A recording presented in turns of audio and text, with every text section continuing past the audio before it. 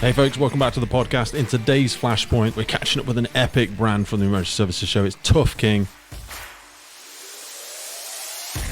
who, if you didn't know, have been making boots for 165 years. They serve the police, the uniformed services, general safety, outdoors, and of course, firefighting boots. They had some epic stuff on display. It's awesome to catch up with Tuffking. They are going to be coming on as a future guest of the podcast, so today is our chance to catch up with them and give you that insight. Keep your eyes peeled for them coming up. They are going to be a regular feature. I've got a feeling about this with Tuffking. Love the brand, love the attitude. So I hope you enjoyed today's Flashpoint. Be sure to look out for other ones coming up soon. And a word to the wise, today's Flashpoint was brought to you by Julian watches, the makers of those beautiful fire service watches, the company with the vision to create beautifully crafted British luxury watches made from upcycled firefighting equipment. After today's Flashpoint, be sure to jump on over and check them out. WilliamWoodWatches.com. Let's get in there and take a listen.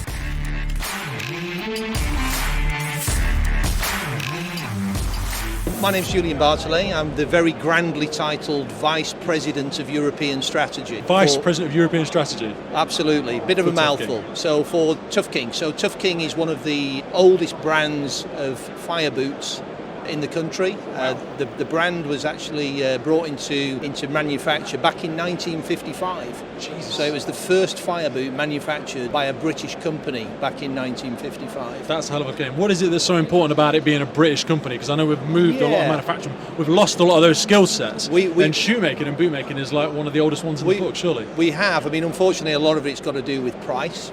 So, the majority of products now are manufactured offshore. Yeah. So we have our own factories in Italy where the fire boots are actually manufactured. Yeah. And we also have our own factories in India where the wider tactical footwear range is now manufactured. So you spoke about fire boots there, but it's not just that you do. No. I'm looking around now. No, absolutely. We've got frontline sectors, we've got military, we've got police. Absolutely. Who are the sort of people that the company serves? Yeah, so what we've done is we've taken the heritage and the background that we've had from the Tuffking brand, and we've now launched at the show today the new Tuffking range, which is branded T55.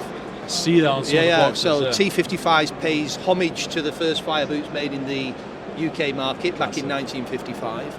And what we've done is we've worked really hard over the last 2 years to pull together a range of products that ticks every box in the emergency services sector.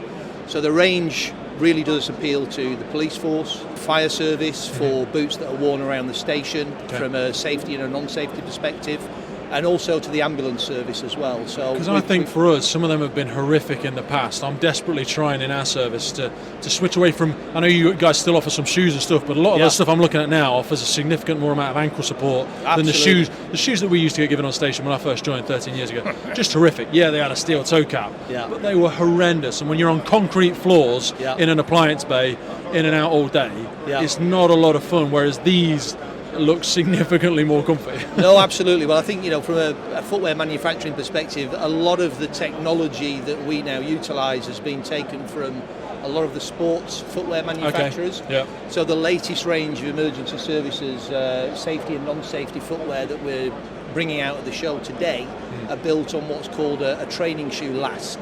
Okay. So very much more athletic, a lot lighter in weight. So hopefully giving the emergency services workers a boot that will keep the feet safe. It's nice to see that we're actually acknowledging the fact that a lot of them, they are, when a police officer has to go from standing around for 6 hours, not that they do, but into a dead sprint pursuing somebody, or as a firefighter has been sat on a couch for half an hour at lunch because we're just as bad, and then we're expected to run down on the fire engine and then be out on the job. There is an immense amount of athleticism that goes into the job, and it feels like historically we didn't used to acknowledge that, and the footwear didn't really reflect it. No, absolutely. Well, you can see from what you'll have seen 13 years ago to what we're bringing out today, a huge sea change. And I think just in terms of the weight of the boots today, they are comparable to the sports shoes that you would wear down the gym, which again is important for the job that you guys do. I feel like you're dragging them around day to day otherwise. It's beautiful. Absolutely. So hopefully we're going to have some of the guys from Tuffking on in the future. Final thing I wanted to ask you.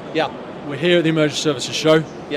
What do you guys enjoy most about working in the emergency services sector? I think it's having an opportunity to give to a set of people that give so much to the rest of the country. And I think that has really driven us through this project to create a range of safety footwear wider than the fire boots that we've been recognised for over the last 60 years, to actually give them a range of footwear solutions that can literally tick every box.